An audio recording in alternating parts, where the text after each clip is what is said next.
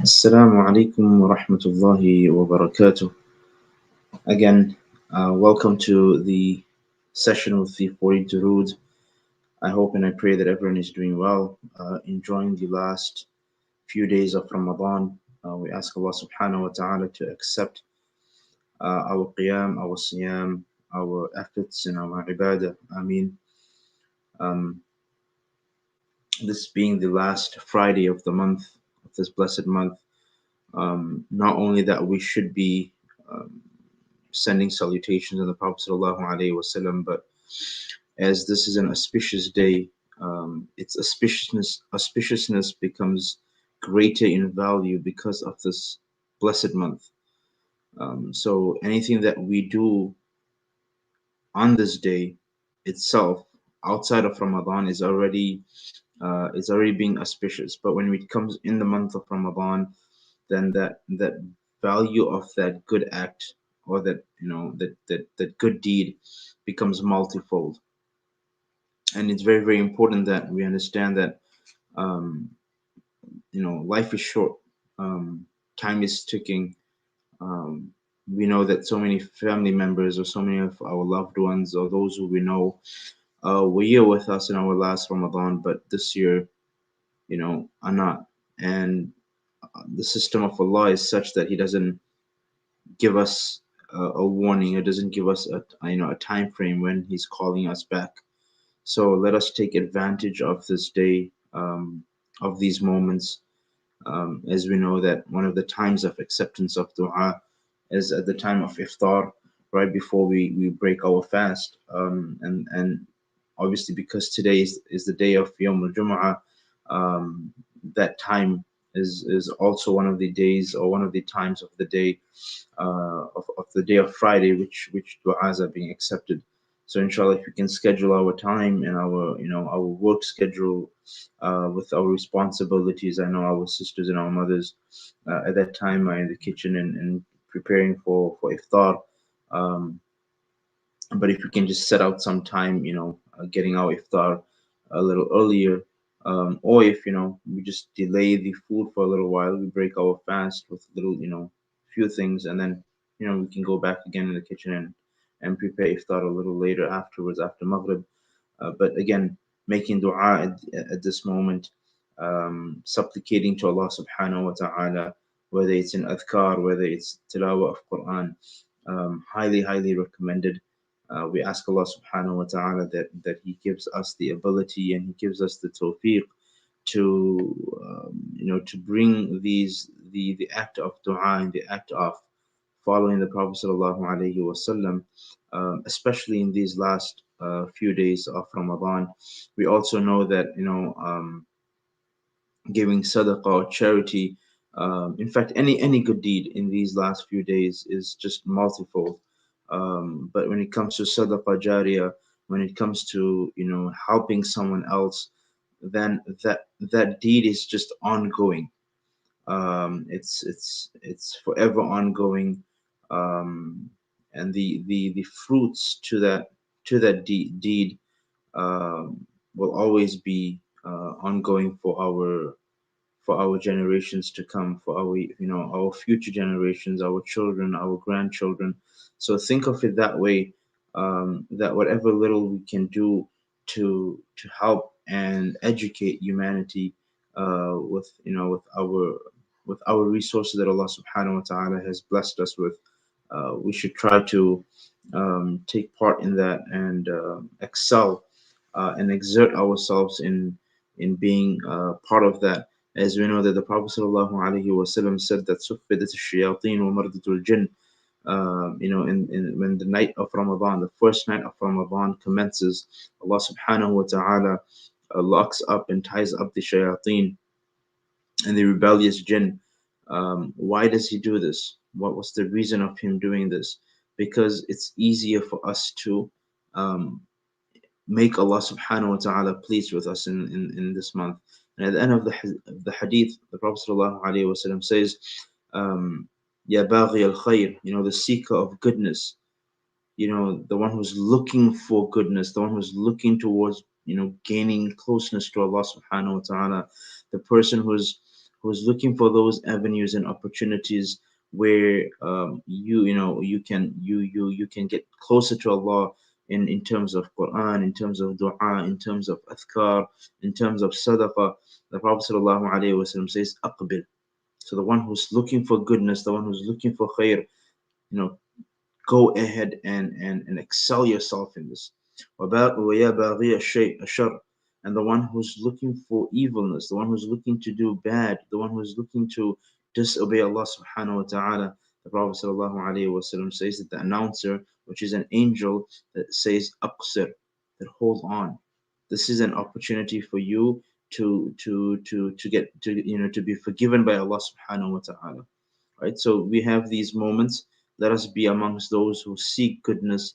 Let us be amongst those who want khair from Allah subhanahu wa ta'ala, want His blessings. And like we said yesterday in our khatira at night after before Taraweeh, that when we please the Creator and we make the Creator happy, then automatically that Creator, which is Allah, makes creation subservient to us. Right? So the moment when we acknowledge and we understand this concept that I'm living my life, my home, my lifestyle, my ibadah, inna salati wa nusuki wa mahyaya wa mamati, everything about me lillahi rabbil alamin, is for Allah subhanahu wa ta'ala. And when we understand, when we put this into perspective, then how does Allah want me to live my life? How does Allah want me to conduct my business? How does Allah want me to be a spouse?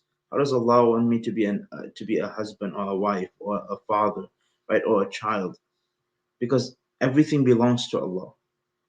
So if we put this into perspective and realize that if my life belongs to Allah, my death belongs to Allah, my ibadah belongs to Allah, then how does He want it to be like? Right? If the way I wake up in the morning, how does Allah want me to wake up? How does Allah want me to go to sleep? How does Allah want me to spend my time with my family? Right, inshallah. So if you can just again, reminder, the last few days, we're not getting these days back again. We're not getting these hours again. We're not getting these minutes again. Let us make benefit of it, take benefit of it, inshallah. Jazakumullah khair, and inshallah we will be starting our our session of Durood shortly.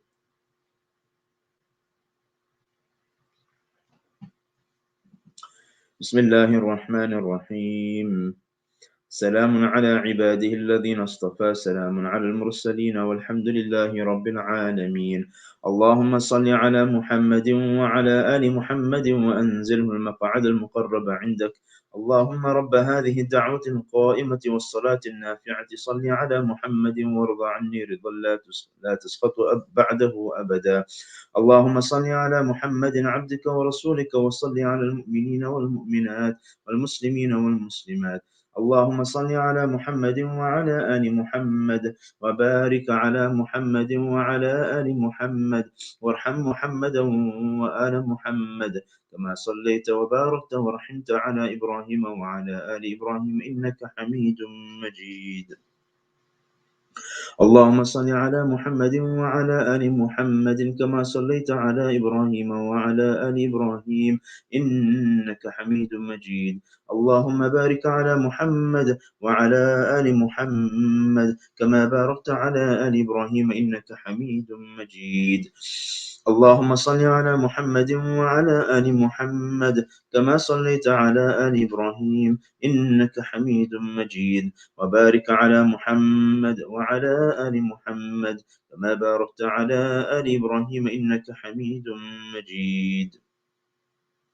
اللهم صل على محمد وعلى آل محمد كما صليت على آل إبراهيم إنك حميد مجيد. اللهم بارك على محمد وعلى آل محمد كما باركت على إبراهيم إنك حميد مجيد. اللهم صل على محمد وعلى آل محمد كما صليت على إبراهيم وعلى آل إبراهيم إنك حميد مجيد. وبارك على محمد وعلى آل محمد كما باركت على إبراهيم إنك حميد مجيد. اللهم صل على محمد وعلى آل محمد كما صليت على إبراهيم وبارك على محمد وعلى آل محمد كما باركت على إبراهيم إنك حميد مجيد. اللهم صل على محمد وعلى آل محمد كما صليت على إبراهيم إنك حميد مجيد. اللهم بارك على محمد وعلى آل محمد كما باركت على إبراهيم إنك حميد مجيد. اللهم صل على محمد وعلى آل محمد كما صليت على آل إبراهيم وبارك على محمد وعلى آل محمد كما باركت على إبراهيم وعلى آل إبراهيم في العالمين إنك حميد مجيد. اللهم صل على محمد وأزواجه وذريته كما صليت على آل إبراهيم وبارك على محمد وأزواجه وذريته كما باركت على آل إبراهيم إنك حميد مجيد. اللهم صل على محمد وعلى أزواجه وذريته كما صليت على آل إبراهيم وبارك على محمد وعلى أزواجه وذريته كما باركت على آل إبراهيم إنك حميد مجيد. اللهم صل على محمد النبي وأزواجه أمهات المؤمنين وذريته وأهل بيته كما صليت على إبراهيم إنك حميد مجيد. اللهم صل على محمد وعلى آل محمد كما صليت على إبراهيم وعلى آل إبراهيم وبارك على محمد وعلى آل محمد كما باركت على إبراهيم وترحم على محمد وعلى آل محمد كما ترحمت على إبراهيم وعلى آل إبراهيم. اللهم صل على محمد وعلى آل محمد كما صليت على إبراهيم وعلى آل إبراهيم إنك حميد مجيد. اللهم بارك على محمد وعلى آل محمد كما باركت على إبراهيم وعلى آل إبراهيم إنك حميد مجيد. اللهم ترحم على محمد وعلى آل محمد كما ترحمت على إبراهيم وعلى آل إبراهيم وعلى آل إبراهيم إنك حميد مجيد. اللهم تحنن على محمد وعلى آل محمد كما تحننت على إبراهيم وعلى آل إبراهيم إنك حميد مجيد. اللهم سلم على محمد وعلى آل محمد كما سلمت على إبراهيم وعلى آل إبراهيم إنك حميد مجيد. اللهم صل على محمد وعلى آل محمد وبارك وسلم على محمد وعلى آل محمد وارحم محمدا وآل محمد كما صليت وباركت وترحمت على إبراهيم وعلى آل إبراهيم في العالمين إنك حميد مجيد. اللهم صل على محمد وعلى آل محمد كما صليت على إبراهيم وعلى آل إبراهيم إنك حميد مجيد. اللهم بارك على محمد وعلى آل محمد كما باركت على إبراهيم وعلى آل إبراهيم إنك حميد مجيد. اللهم صل على محمد عبدك ورسولك كما صليت على آل إبراهيم وبارك على محمد وعلى آل محمد كما باركت على آل إبراهيم إنك حميد مجيد. اللهم صل على محمد النبي الأمي وعلى آل محمد كما صليت على إبراهيم وبارك على محمد وبارك على محمد النبي الأمي كما باركت على إبراهيم إنك حميد مجيد. اللهم صل على محمد عبدك ورسولك النبي الأمي وعلى آل محمد. اللهم صل على محمد وعلى آل محمد صلاة تكون لك رضا وله جزاء ولحقه أداء وأعطه الوسيلة والفضيلة والمقام محمود الذي وعدته واجزه عنا ما هو أهله واجزه أفضل ما جازيت نبيا عن قومه ورسولا عن أمته. وصل على جميع إخوانه من النبيين والصالحين يا أرحم الراحمين. اللهم صل على محمد النبي الأمي وعلى آل محمد كما صليت على إبراهيم وعلى آل إبراهيم، وبارك على محمد النبي الأمي وعلى آل محمد كما باركت على إبراهيم وعلى آل إبراهيم إنك حميد مجيد. اللهم صل على محمد وعلى آل بيته كما صليت على إبراهيم إنك حميد مجيد. اللهم صل علينا معهم. اللهم بارك على محمد وعلى آل بيته كما باركت على إبراهيم إنك حميد مجيد. اللهم بارك علينا معهم صلوات الله وصلوات المؤمنين على محمد النبي الأمي. اللهم اجعل صلواتك ورحمتك وبركاتك على محمد وعلى آل محمد كما جعلتها على آل إبراهيم إنك حميد مجيد. وبارك على محمد وعلى آل محمد كما باركت على إبراهيم وعلى آل إبراهيم إنك حميد مجيد. صلى الله على النبي الأمي. التحيات لله والصلوات والطيبات والسلام عليك أيها النبي ورحمة الله وبركاته. السلام علينا وعلى عباد الله الصالحين. أشهد أن لا إله إلا الله وأشهد أن محمدا عبده ورسوله. التحيات الطيبات الصلوات لله. السلام عليك أيها النبي ورحمة الله وبركاته. السلام علينا وعلى عباد الله الصالحين. أشهد أن لا إله إلا الله وأشهد أن محمدا عبده ورسوله. التحيات لله الطيبات الصلوات لله. السلام عليك أيها النبي ورحمة الله وبركاته. السلام علينا وعلى عباد الله الصالحين. أشهد أن لا إله إلا الله وحده لا شريك له وأشهد أن محمدا عبده ورسوله. التحيات المباركات الصلوات الطيبات لله. سلام عليك أيها النبي ورحمة الله وبركاته. السلام علينا وعلى عباد الله الصالحين. أشهد أن لا إله إلا الله وأشهد أن محمدا عبده ورسوله. بسم الله وبالله. التحيات لله والصلوات والطيبات والسلام عليك أيها النبي ورحمة الله وبركاته. السلام علينا وعلى عباد الله الصالحين. أشهد أن لا إله إلا الله وأشهد أن محمدا عبده ورسوله. أسأل الله الجنة وأعوذ بالله من النار.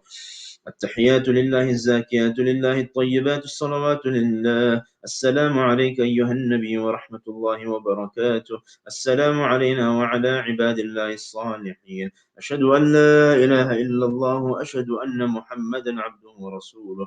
بسم الله وبالله خير الأسماء. التحيات الطيبات الصلوات لله. أشهد أن لا إله إلا الله وحده لا شريك له وأشهد أن محمدا عبده ورسوله. أرسله بالحق بشيرا ونذيرا وأن الساعة آتية لا ريب فيها. السلام عليك أيها النبي ورحمة الله وبركاته. السلام علينا وعلى عباد الله الصالحين. اللهم اغفر لي واهدني. التحيات الطيبات الصلوات لله والصلوات والملك لله. السلام عليك أيها النبي ورحمة الله وبركاته. بسم الله. التحيات لله. الصلوات لله الزاكيات لله. السلام عليك أيها النبي. السلام على النبي ورحمة الله وبركاته. السلام علينا وعلى عباد الله الصالحين. شهدت أن لا إله إلا الله. شهدت أن محمد رسول الله. التحيات الطيبات الصلوات الزاكيات لله. أشهد أن لا إله إلا الله وحده لا شريك له وأن محمدا عبده ورسوله. السلام عليك أيها النبي ورحمة الله وبركاته. السلام علينا وعلى عباد الله الصالحين. التحيات الطيبات الصلوات الزاكيات لله. أشهد أن لا إله إلا الله وأشهد أن محمدا عبد الله ورسوله. السلام عليك أيها النبي ورحمة الله وبركاته. السلام علينا وعلى عباد الله الصالحين. التحيات الصلوات لله. السلام عليك أيها النبي ورحمة الله وبركاته. السلام علينا وعلى عباد الله الصالحين. التحيات لله الصلوات الطيبات والسلام عليك أيها النبي ورحمة الله. السلام علينا وعلى عباد الله الصالحين. أشهد أن لا إله إلا الله وأشهد أن محمدا عبده ورسوله. التحيات المباركات الصلوات الطيبات لله. السلام عليك أيها النبي ورحمة الله وبركاته. السلام علينا وعلى عباد الله الصالحين. أشهد أن لا إله إلا الله وأشهد أن محمد رسول الله. بسم الله والسلام على رسول الله. Jazakumullah khair. I hope, inshallah, everyone has a wonderful few days left of Ramadan. From myself and everyone here, we wish you all a happy and Eid Mubarak to all of you, inshallah, until we see each other next time. Assalamu alaikum wa rahmatullahi wa barakatuh.